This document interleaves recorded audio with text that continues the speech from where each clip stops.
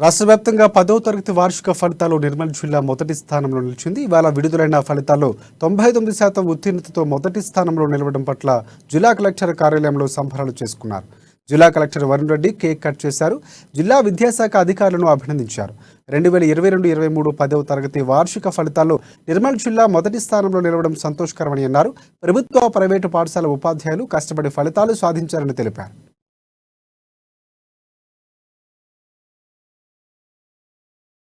మా education department అందరికీ కూడా మనం ఎస్ఎస్సిలో స్టేట్ ఫస్ట్ వచ్చినందుకు అందరికీ కంగ్రాచులేషన్.